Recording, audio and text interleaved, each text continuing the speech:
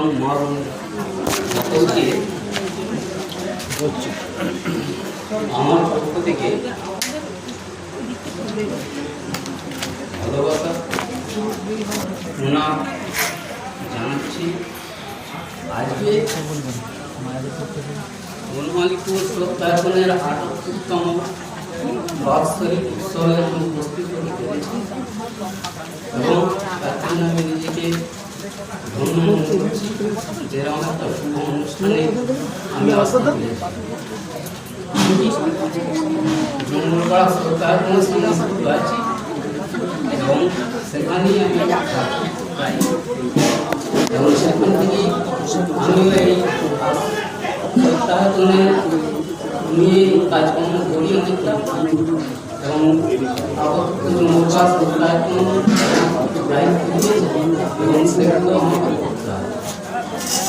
আজকে এই সত্যায়ন বনমালীপুর সত্যায়ন এবং আমার লোকেরাও আমাকে বলেছে আপনি যান এখানে গিয়ে দেখুন কি হচ্ছে। ওনারা আমাদের নিমন্ত্রণ পাঠিয়েছিলেন, সুতরাং আমাদের তরফ থেকে আমরা এখানে এসে উপস্থিত হয়েছি। তো সত্যশ্রী মহারাজ এই সত্যায়ন প্রতিষ্ঠা করেছিলেন এবং এখানে প্রথম যাকে উনি বসে দিয়ে দিয়েছিলেন তিনি হচ্ছেন কৃষ্ণানন্দ মহারাজ এবং সম্পর্কে উনি প্রেমানন্দ মহারাজের জঙ্গলপাড়া সত্যায়নের প্রতিষ্ঠাতা প্রেমানন্দই মামা ছিলেন এবং সত্যশ্রী ওনাকে এখানে বসিয়ে দিয়েছিলেন, এটা আমি শুনেছি। তারপরে অনেক দিন হয়ে গেছে, আমরা তখন তো ছোট ছিলাম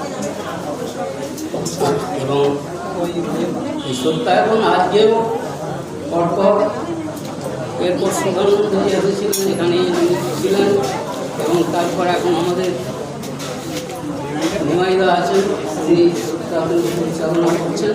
এইভাবে সত্যায়ন এগিয়ে চলেছে এবং সত্যশ্রীর যে আদর্শ সেই আদর্শের পথে মানুষকে চলবার জন্য তিনি বলেছিলেন মানুষকে পুরোপুরি সত্যময় হতে হবে। তোমার কাজে, তোমার ধ্যানে, তোমার পার্থিব কাজে, আধ্যাত্মিক কাজে তোমাকে সত্যময় হতে হবে। যদি ঠিক সত্যময় পারো তাহলে তোমার তার অন্য কোথাও করতে হবে না। তোমার যে জ্বালা যন্ত্রণার অনুভব করছো সেগুলো আস্তে আস্তে নিরসন হবে। কিন্তু সেই পথে আমরা যাবো কি করে? তিনি সাধন পন্থায় সে পথের দিয়ে গেছেন এবং সেটা হচ্ছে গীতায় যে অভ্যাস যুগের কথা বলা হচ্ছে সেটা এটাও ঠিক সেই অভ্যাস যুগ। কিন্তু সেই অভ্যাস যোগ নিমিত্তিক আমাদের সময় করে করতে হবে। যদি আমরা করতে পারি আমরা আমাদের মনে আমাদের আত্মিক উন্নতি ঘটবে। কিন্তু সংসারী লোকের যেটা হয় রোগ, দুঃখ, জ্বালা, অর্থনৈতিক চিন্তা, রাজনৈতিক হাঙ্গামা সব বেশি ঘটে এবং তার ফলে সাধন ব্যবস্থায় বিঘ্ন, এবং সাধন ব্যবস্থায় যাতে বিঘ্ন না ঘটে সেজন্য আপনাকে সমাজের মধ্যে সেইভাবে বুদ্ধি করে বাস করতে হবে যে আমি সত্যও তৈরি করবো না আর কাউকে হবো না, সেরকমভাবেই ব্যবস্থা চলছে। অর্থনৈতিক চিন্তাধারা এখনকার আজকের যুগে আজকের সময়ে সাধারণত আমরা সত্যায়নের এইসব জঙ্গলপাড়া কিংবা বনমালীপুর সত্যায়নের যারা শিষ্য সবাই অর্থনৈতিক দিক দিয়ে বেশিরভাগ মানুষ সুস্থির নয়। তাদের হয়তো সকালবেলা উঠে দিনানিপাত করার জন্য আগে অর্থনৈতিক চিন্তায় চলে যেতে হয় বিভিন্ন কাজে এবং ফিরতেও তাদের লাভ হয়ে যায়।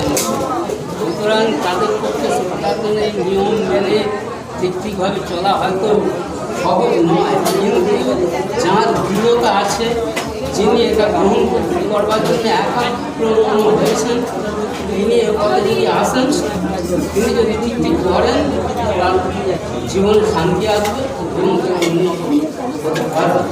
আমি আমার বলে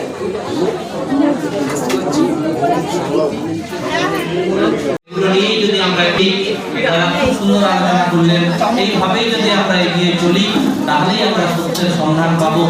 একটা কথাই বারবার হচ্ছে সত্য সত্য সত্য, ট্রুথ। আমরা যেমন আমাদের আশ্রম সত্যায়তন, আমরা সত্যাশ্রয়ী। আমাদের ছোট থেকেই শেখানো হয় যে সদা সত্য কথা বলিবে, একদম নীতি কথার বই থেকে শুরু হয়েছে, সদা সত্য কথা বলিবে, সৎ পথে চলিবে, সৎভাবে জীবনযাপন করিবে। তো এই নিয়মের মধ্যেই যদি আমরা আবিষ্ট থাকি আর আমাদের দৃঢ়তা যদি থাকে, আমরা যদি কোনো কুকর্মে কুসংসর্গে যুক্ত না হই, যদি কোনো সমাজে সংসারের নিয়মে কখনো কিছু ভুল করেও ফেলি, তাহলেও যেন নিজে নিজে আত্মসংশোধনের রাস্তায় এসে বলি যা ভুল হয়েছে হয়েছে, আগামী দিনে যেন আর না হয়। আমরা যদি প্রত্যেকে সমবেতভাবে সকলে ভালো কাজে যুক্ত থাকি, সৎভাবে চলি, সৎ পথে চলি, তাহলে ছোটখাটো ভুলগুলো আমাদের জীবনে আর কোনো সমস্যা তৈরি করতে পারে না। এখন আমাদের প্রত্যেকের একটি কাজ হয়েছে, হাতে একটি মোবাইল এসছে, এ নিয়ে সব জায়গাতেই দেখুন, স্কুল থেকে শুরু করে বড়রা, মা বাবারা, আমরা নিজেরা মোবাইল ঘাঁটছি, অথচ ছেলেমেয়েরা যখন মোবাইলটা হাতে নিয়ে সময় কাটাচ্ছে তখন আমরা তাদেরকে বলছি। এই মোবাইলের ভালো দিকও আছে, খারাপ দিকও আছে। এই মোবাইলটার পিছনে আমাদের প্রচুর সময় যায়। ভালো দিক আমি দেখছিলাম, পঙ্কজ বই আনতে ভুলে গেছে, ওখান থেকেই কিন্তু স্তবপাঠটা করছিল। আবার সেই সঙ্গে দেখুন, আমরা ওই মোবাইল থেকেই ঘুরতে ঘুরতে আমরা যদি আবার ওই সব রিল ফিল হোয়াটসঅ্যাপ সমাজ মাধ্যমে ঢুকে যাই, তার পিছনে আমাদের অনেক সময় চলে যায়।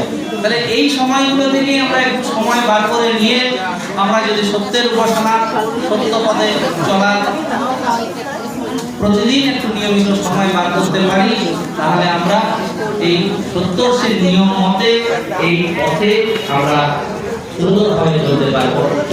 এই কথা বলে শেষ করছি।